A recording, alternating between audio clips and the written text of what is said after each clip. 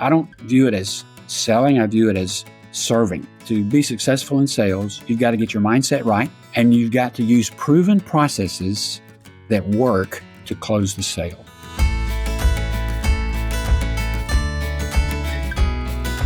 Welcome back to the Thoughts on Selling podcast. Today, it is my pleasure to have Steven Ethridge joining me to talk about thoughts about selling. Steven, welcome to the podcast. You know, the first question we ask on the podcast is, who is Steven Ethridge? Well, I am a Neuro-Linguistic Programming sales trainer and coach. And in addition to sales training, I've been doing marketing consulting as well as sales coaching for over 30 years. I began modeling excellence in sales back around 1987 and have been using Neuro-Linguistic Programming, NLP, since that time. And around 2015, I became certified as a trainer of NLP and NLP coaching.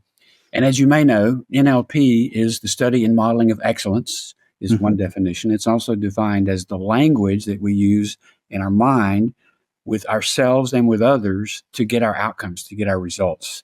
And the field of NLP has modeled top sales performers and top sales trainers for decades. And I've been doing sales and the marketing consulting and sales coaching business myself for decades. So I've combined the NLP techniques, the NLP models of excellence with my own personal experience in sales. And I have been marketing a sales training known as Sales Mindset Transformation. And I'm happy to tell you more about that. But let me just stop and ask, is that a sufficient introduction or shall I go more? That's one of the longer introductions we've had on the podcast. So, Steven, actually, I'm going to call you Steve because you say that your friends call you Steve, and hopefully I'm one of your friends. Right. So, Steve, some people would suggest that NLP is a persuasive technique. Would you describe NLP? I would describe it as persuasion and or influence. And some people, frankly, would look at it and say, oh, that's manipulative. But I don't look at it that way. I look at it as we're just trying to communicate more effectively, right? If I can understand how to listen to you and observe your microfacial expressions, your body language, to understand if I'm connecting with you or not, or whoever the audience is, then I can adapt my communication to communicate better. Part of what we do in NLP is understand what is the other person's values and their internal representational systems. Are they a visual, auditory, kinesthetic, or some combination kind of a person? And to communicate in their language. That's really interesting. In my limited study of NLP, it was my understanding that it was mostly one way. It's the use of communications to influence others. And what you've just said has really opened up my eyes to what I refer to as value selling, understanding what that other person is up to, creating language that resonates with them, right? So you're suggesting that communications is a two-way street? Absolutely, it is. So from an NLP perspective, NLP is used in a wide variety of endeavors, one of which is coaching. It can be used in health coaching and relationship coaching, all kinds of things. And so the idea is some people, as they'll go to a coach and say, well, fix me, whatever the problem is. And we train that NLP is a do with process, not a do to process. And so it's the same, particularly when we're talking about sales. Right. And I've got two modules in my sales training, and I'll start with the second one, which addresses your question. And that is the NLP sales skills. And it's a 5-step sales process. The first one is establishing rapport. And rapport is a process of responsiveness where I'm observing the other person and I'm matching and mirroring their voice, their words, their facial expressions, their body language, etc., to get into an unconscious type of rapport. So the idea being that people who are like each other. Right. That doesn't mean you really have to like the other person, but you're trying to get into a relationship. You're trying to connect with this person. So that's the first step. And I would say really the most important step in sales is establishing rapport, because if you don't have genuine rapport, not much else matters. And then the second question is to ask questions. Now, when I ask most salespeople, why do you ask questions in a sales context? They'll say, well, it's to uncover the need or the real problem. And indeed, that is the most important thing.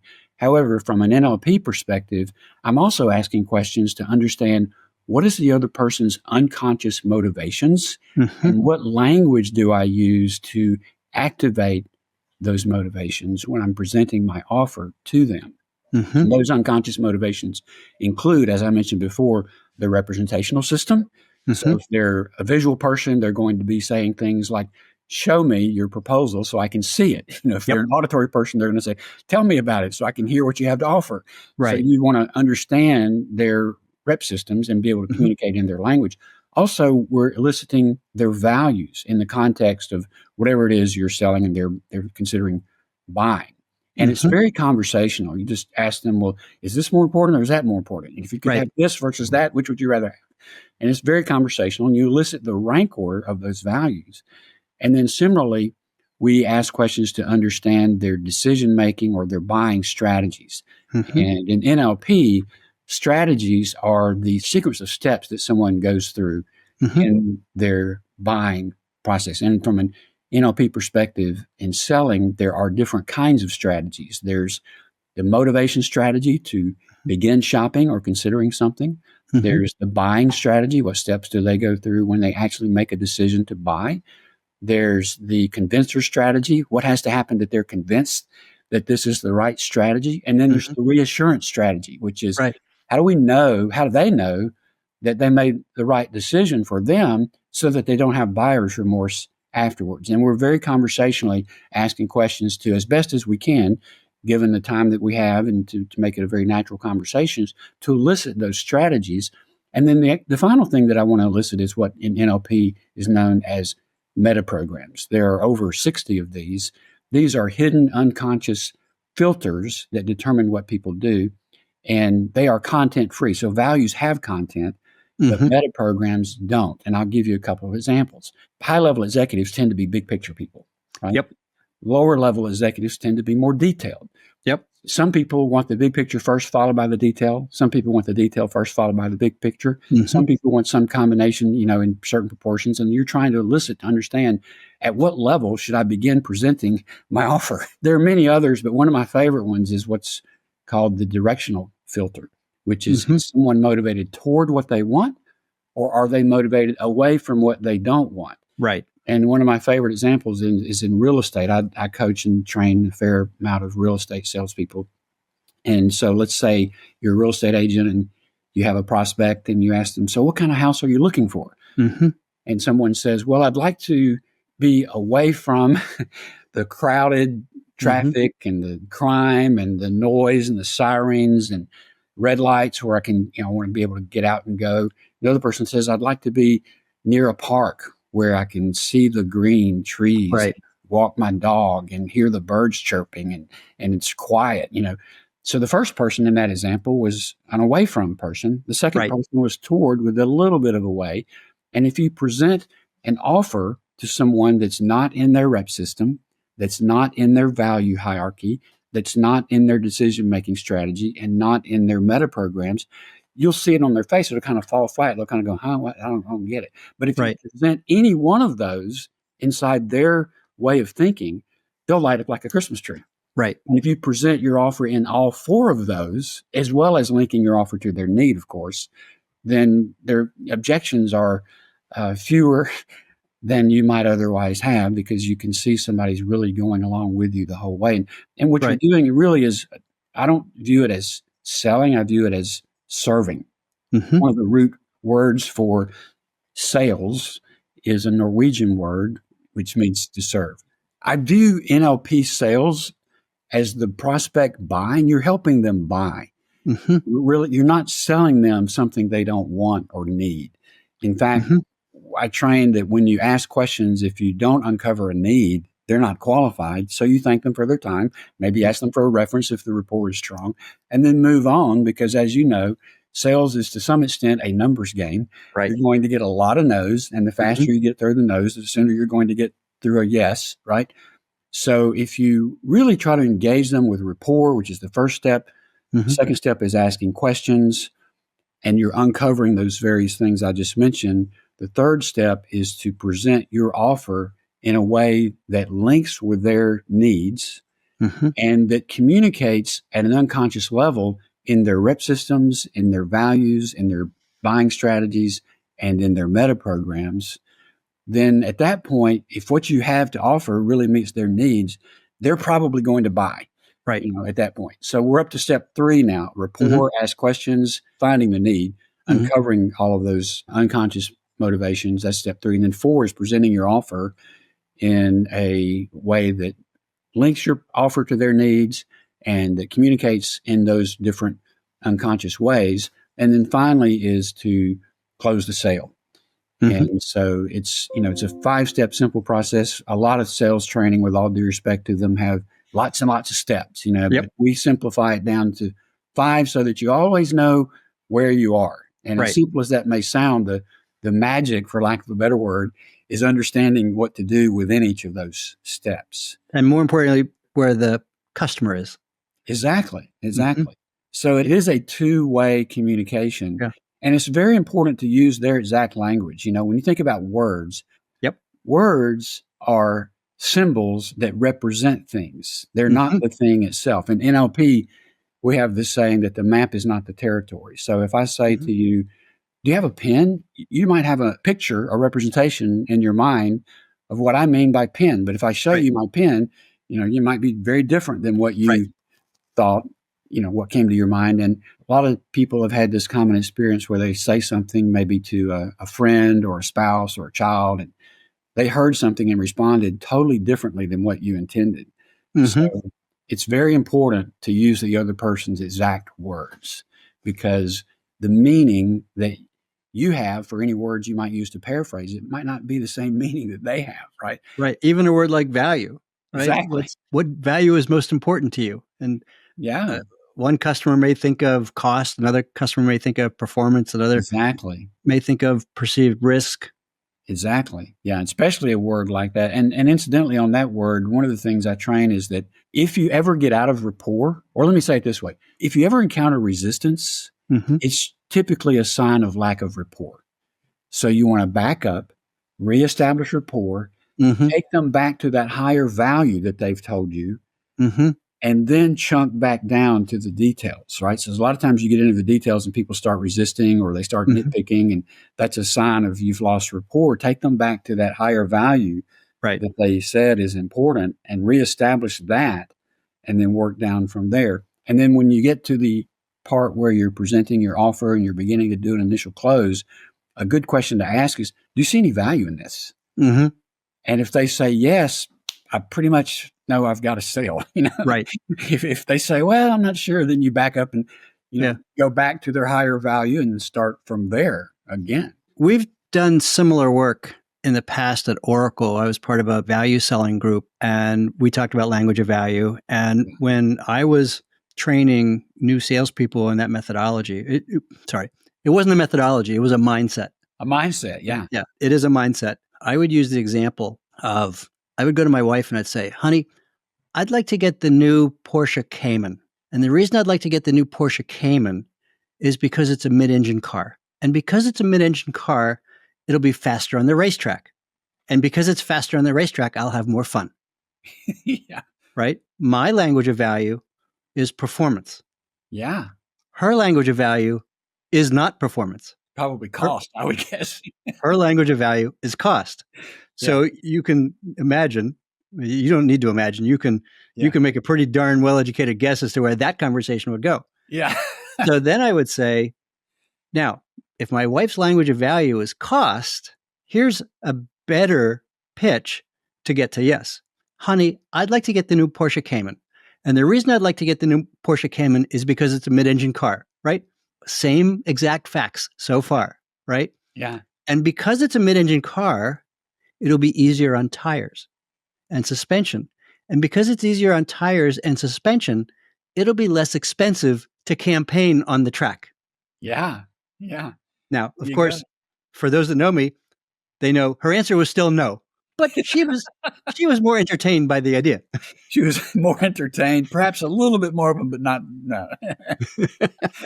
Now, if I'd said it was in bright red and it's a Boxster convertible rather than a hardtop, I probably could have gotten a yes. Yeah. Those are great examples. Yes. Yeah. Understand the person's value Yep. or values is Yep. very important. And you mentioned mindset. If I may, I'd like to talk a little bit about the first module of my training. I talked Great. about the second one, which is the NLP Five-Step Sales Process, the NLP Sales Skills. The first module is sales mindset self-mastery. And that's all about getting your mindset right to be able to succeed at your best in sales. And there you go. There you go. Yep. That's So right. the first is mindset. Go back a little bit. Well, salespeople commonly experience rejection, right? Yeah. And ever since COVID, when a lot of things kind of shut down, people started saying, well, nobody has any money, And since then, we've been in a pretty inflationary economy. Salespeople for the last several years have had much more rejection, in my experience talking to salespeople, than they had before. And so that causes them to begin to have limiting beliefs. They start to lack their confidence. They question their competence. They may have had some negative emotions that have developed in their neurology. And so this first module is designed to help them get their mindset right. And there's several steps in that too. The first is just going over some what I call coaching frames. And I'll just give you one example, and that is what we call the empowerment model, which says that in life you can be on the cause side of life or you can be on the effect side of life. The effect side of life is excuses and reasons why you don't get what you want. The cause side of life is being 100% responsible for all of the outcomes in your life. And in this context, of course, including your sales, getting your sales goals. Right. Radical responsibility. Exactly. Yep. What's the ditty? There are people that make it happen. There are people that watch what happened. And there are people that wonder what happened. Yeah. So I go through several frames. There's about a half a dozen of those. And then I elicit their values in the context of selling. And I do that in two ways. The first is what I call simple values, where I just ask them, what's important to you in your career and in selling, and I'll rank order them. And very often what I find is that somebody who wants to increase their sales, let's say they'll give me 10 values and they rank order them. Money might be number 8 on the list in priority. Well, then I turn the list around after I'm sort of listening, writing it down. I say, does that rank order look like it serves you to achieve your sales goals? And they'll kind of scratch their head and go, well, money probably ought to be, second or third. But if money comes out as 8 in their value system, do they actually re-rank it? Do they reprioritize money? So what happens in NLP is we go through some techniques to help them actually at the unconscious mind level reprioritize those. So it's not as simple as them just saying, oh, I'm going to change that. I'm going to write it down differently. No, we do some working with their mind, with their cooperation, their permission to basically reassociate the rank order of money with something that's more important to them at the unconscious mind level. And so typically what I do is, of course, I ask them where they would like it to rank. I would never want them to rank it number 1, in my opinion, because we have in NLP what we call an ecology check. Ecology is the study of consequences. If money is number 1, they might leave their family and ruin their health and all kinds of negative things to achieve their sales goal. But to have it second or third probably is a pretty good place for money to be in their order of priorities. And so those are the simple values. The other are more complex, and these are what we call the hierarchy of values. And here we want to help them understand where they are in terms of, for example, their entrepreneurial spirit. If they're too oriented toward social systems and rule books and so forth, they can probably succeed at that. But if they really own their own business, they're more entrepreneurial in their mindset, but not to a point where they are, selling to the extent where they don't have care about people, they don't build long-term relationships. And, we can help them evaluate where they are in their hierarchy of values and do some NLP mindset kinds of techniques to help them evolve in their values to a point where they'll be more successful. So you and I are in rabid agreement. Good. That mindset is probably the single strongest lever or single strongest factor in performance and success. In my experience, it can take a while to help a salesperson become self-aware about their current belief system, about their prior programming and all that. Tell me about that process of reworking that or helping a salesperson with that? Sure. Well, from an NLP perspective, we have a set of questions that we ask that helps get to those kinds of issues very quickly. The basic values that I mentioned is pretty simple. It's just tell me what's important to you about selling. And then there's trade-off kinds of questions, as I mentioned before, as you would do with a prospect. The evolution of values comes from the work of Claire Graves. I don't know if you're familiar with Claire Graves, but he came up with a set of about 7 different levels that people go through. And I've got a questionnaire that I was trained and licensed to use that will very quickly, in about 20 minutes, they can fill out that questionnaire and it will tell them where they are in that hierarchy of values.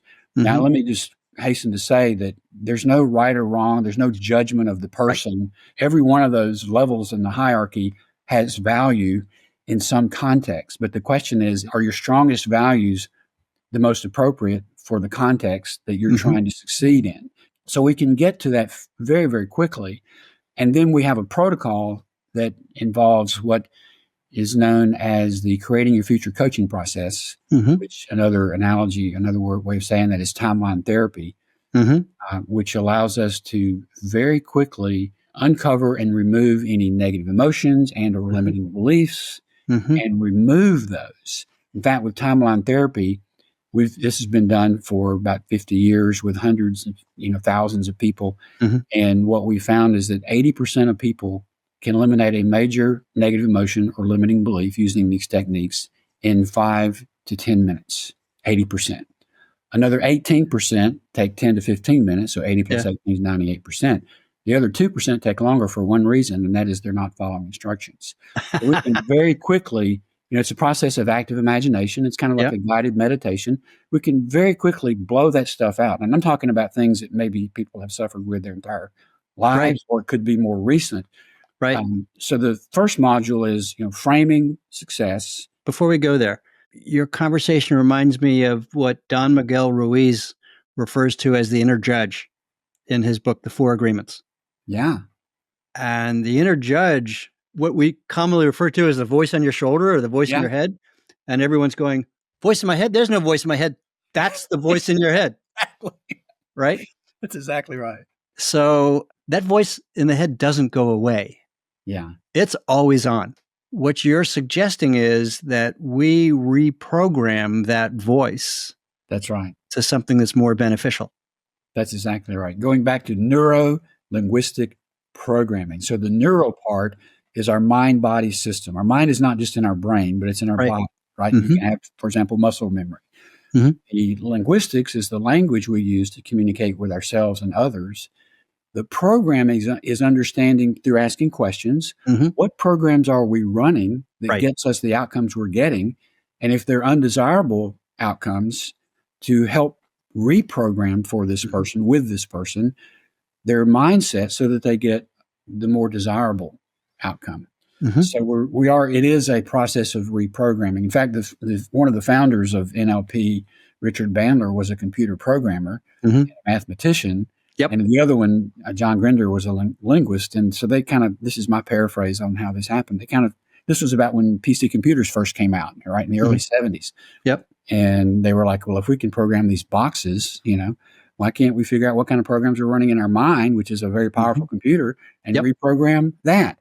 And so they began to model excellence of people that were achieving extraordinary results, and then figuring out what was the essence of what they were doing and creating a technique and installing that in themselves and going out and getting similar results and then developing training around that. So that's exactly what it is. It's reprogramming the mind in a positive way to get the more desirable outcome. So, Steve, I'm going to ask this question. If this process of helping people to become aware of their internal limiting beliefs and reprogramming themselves to be more effective in communications and creating rapport and getting ultimately to yes, if that's so effective, why is 99.9% of all sales training and all sales enablement focused on the conversation around version 3.2 has these enhancements. It's better than 3.1 for these reasons. And customers need to move to 3.2 because if they don't, they won't be able to move to 3.3. Boy, there's a lot to unpack there, right? Yes, there is. There's a lot to unpack there. But I think one of the biggest things is that businesses, for good reason, want to continually improve and enhance and evolve their product to make it more competitive, to position it better against competition. And once they've invested a lot of time and money and effort in that, as well as what I call executive ego, then they want to go push that. And there's a time and a place for that. But my view is more of a pull marketing strategy. It's like, what do you need? Does what I have fit your need? And if so, then let's do business. Yeah, I'm with you. I've watched this phenomenon for literally 20 years in the tech world, and I'm in 100% agreement with you that it is all about tech ego. Yeah, a lot of my background, in fact, most of my career, I've been focused primarily on marketing research, consumer psychology, and communication. NLP is one of many tools that I use in that, and I use it, of course, to train in sales and other things. But from my perspective as a marketing researcher, the 3.2 should be driven based upon the market research, based upon the needs that are uncovered from the customer or the prospect, based upon the jobs to be done. You take. Well, wait a minute. Okay. Wait a minute, Steve. It might be the correct approach. However, again, in my experience, most tech companies do get to 3.3 because they can. Well, that's a good point. I mean, I remember seeing a video one time of Steve Jobs where, his staff was trying to tell him about what the market research said and what the market wanted. And he kind of got angry with them, it seemed. And he said, I'll tell them what they need. I'll tell them what they want. Well, if he had listened, know what's possible, right? Right. Yes. If he had listened to his market researchers, we still wouldn't have an iPhone. That's right. Yeah. So it is a balance, right? Yes. It's a balance. But most product in an existing company, most product enhancements are not revolutionary. Yeah. They're evolutionary. That's right. And that tends to spin the customer's budget a lot faster than potentially the customer needs. Yeah. Right. I had a conversation a long time ago with a good friend. I said, you need a website. This was a long time ago. He said, yeah, and I need a color copier more. Yeah. Okay. Yeah. Well, from a market researcher's perspective, there is the tendency sometimes for people to invent things without any customer feedback. And that's what you call a marketing misfire, right? So it's really it's just like we're talking about an NLP where it's a communication, right? You say, here's what's possible. What do you think? Yeah, right. Does that fit your needs? What can you do with it? If you could do this, would that be of value? If you could do that, would that be of value? Yeah.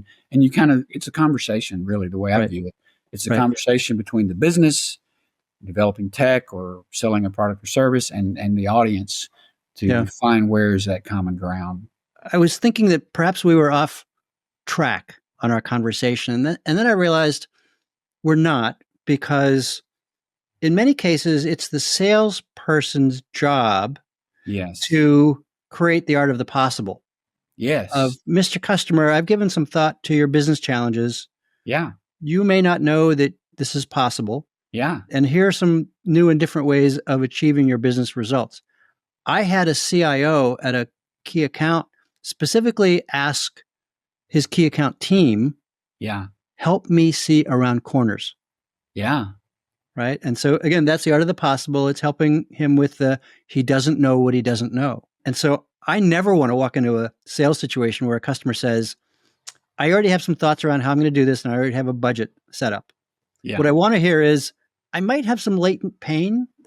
Things aren't necessarily working quite the way they should be, or I've got these goals and I'm not positive I can reach them. That's the environment I want to sell into.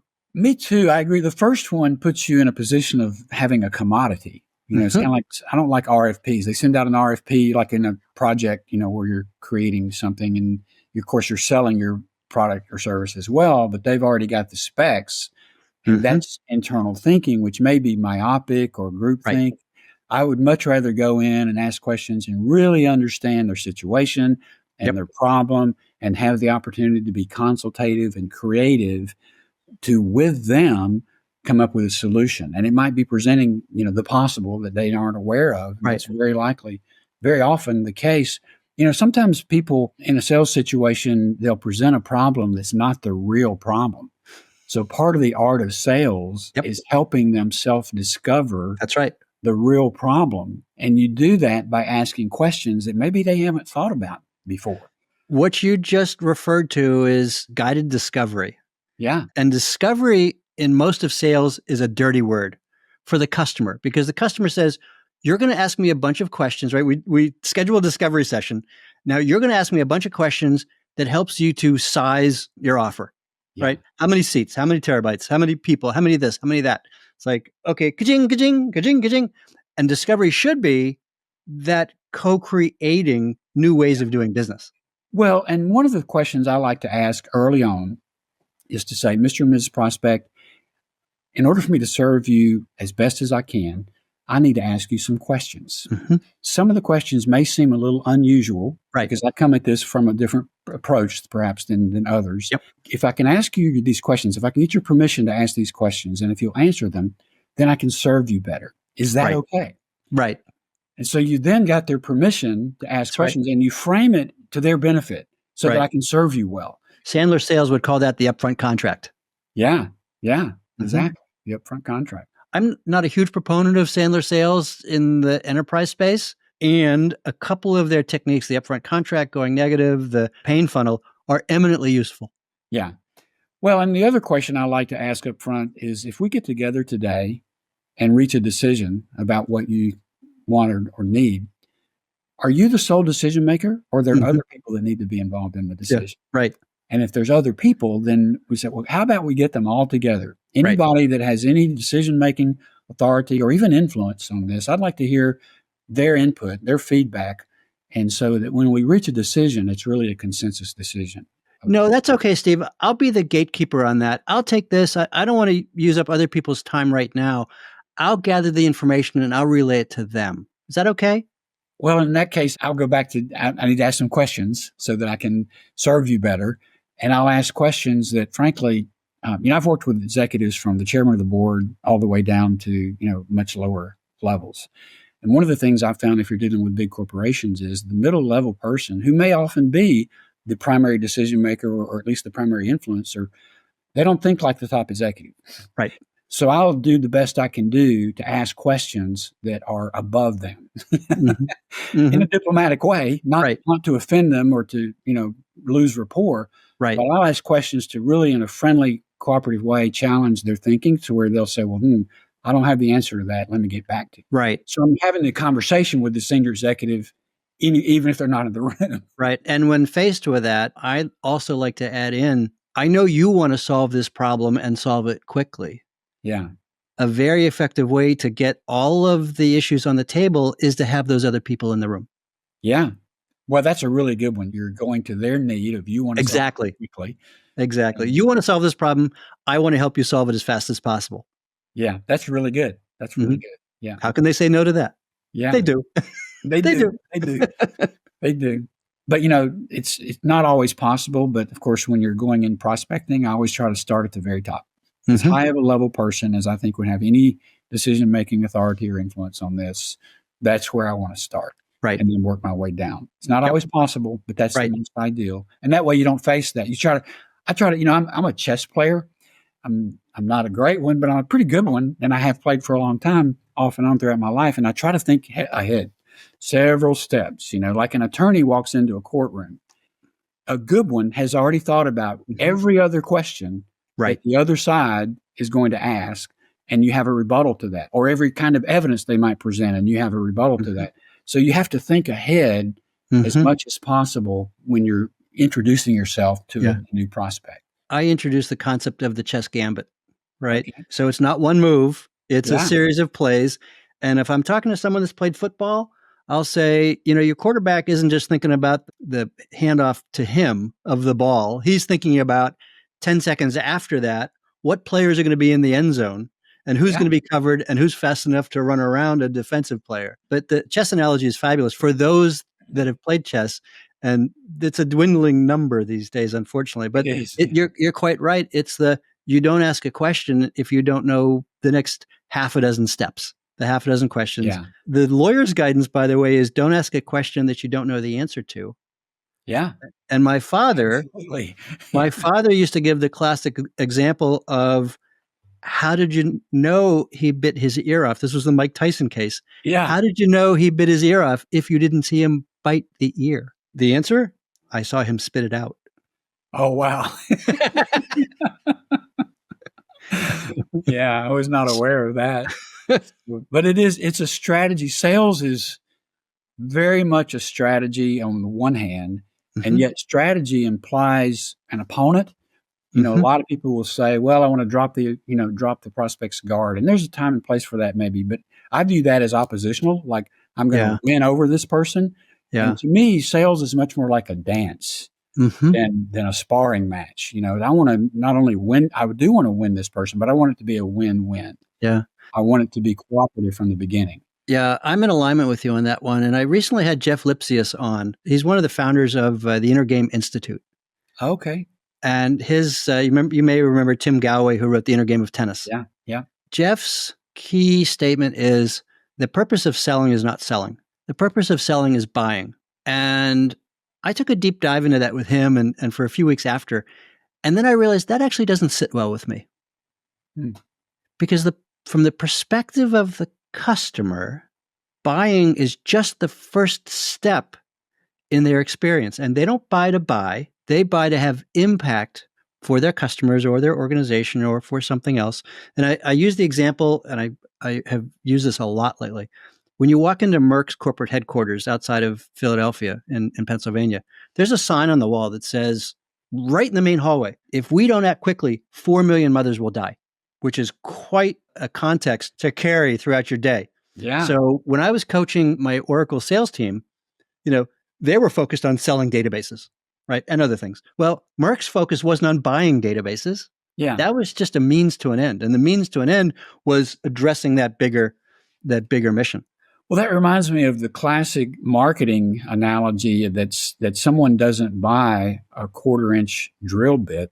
They're buying a quarter-inch hole, whatever Exactly. the benefit is, whatever it Yeah. does for them. Yeah. And so the sales conversation needs to be focused on that end-to-end benefit. Right. So, Steve, I know we've only gotten partway through your process and we're running out of time, as we do. What are the key messages that you want our listeners to take away? Well, let me first briefly mention the last of the 5 steps Yeah. in the Yeah. first Please. module, and that is to help set goals. Mm-hmm. We help them write goals in a linguistic way Mm-hmm.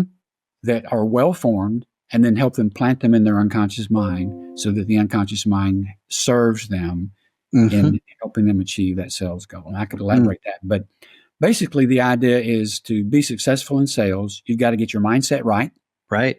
and you've got to use proven processes that work Mm-hmm. to close the sale. And so that's the first module, is the sales mindset self-mastery. Yeah. And the second module is the NLP 5-step sales process, the NLP sales skills. And all that comes under the heading, the name of my sales training is sales mindset transformation. The mindset is your mind. Yeah. And it's also your mind in terms of getting your mindset right to sell successfully, and also your mindset in terms of how you communicate with and interact with the prospect I love that. in a way that helps the sale move to closure. And so, give me the range of salespeople and organizations that you've worked with using your process. So most of them are independent kinds of self-employed businesses. Mm-hmm. For example, real estate agents, real estate brokers, title companies. Also worked with insurance agents, Mm-hmm. some automobile dealerships. I've worked in marketing consulting with huge corporations that are Mm-hmm. Fortune 10, Fortune 100, Fortune 500. Most of that has been in terms of me selling consulting services to them Mm-hmm. that are more on the marketing side of the game Right. than the sales side. But I look at it holistically. It's like, okay, if I'm going to help you with your advertising, your marketing communication, and or your product development, ultimately I'm also going to be thinking about how you're selling that, because the advertising Absolutely. drives, the lead generation, but ultimately there's sales. So, but when it comes to sales training and sales coaching, they tend to be the smaller to mid-sized businesses, even though I've worked with large companies. Yeah. It strikes me that a field rep at a big technology company has exactly the same set of issues. And in fact, those are the individuals that I coach. And the first thing we work on is mindset. Really interesting. A couple of key takeaways, and please add on. First, successful selling starts with a mindset. Absolutely. Totally. Second, your inner judge or your inner voice or that voice on your shoulder is influencing your mindset constantly. So be aware of what that inner voice, be aware of what that inner voice is saying. And third, good selling is all about helping customers solve their problems using language and approaches that align with their value systems. Yeah. Yeah. Not only their needs, but their values. And from an NLP perspective, very importantly, communicating in their language. Yeah, absolutely. In those, what I call unconscious motivation types of language. Again, the internal preferred representational system. Are they visual, auditory, kinesthetic, or some combination? Their values, you mentioned before.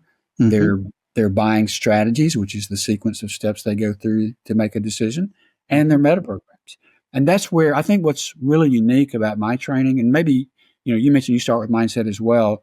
I don't know what techniques you use, but one of the things that from my observation of the market of sales trainers that's unique is I use NLP tools to help people get their mindset right at the unconscious mind level. So they're not having to think about it a whole lot. It's just, we've helped them reprogram themselves for success. And then the second thing is the proven models of success that come from the NLP field, because again, we've modeled sales success, top sales performers for a long time. This has been a fascinating conversation, Steve. I very much appreciate it. Where can people find you if they want to follow up? So go to Ethridge.com, ETHRIDGE.com. That's my website. And you'll see there a section on services that I offer, one of which is sales training and coaching. I also do NLP certification trainings, and I do a wide variety of other kinds of marketing consulting, marketing research. But my primary focus for these recent days and for the foreseeable future is going to be on the sales training and coaching. That's awesome. Steve, thank you for your time. This has been a fascinating conversation. Thank you. I appreciate the time as well. And I thank you. So hopefully we can talk again soon. Absolutely. Thanks, Steve.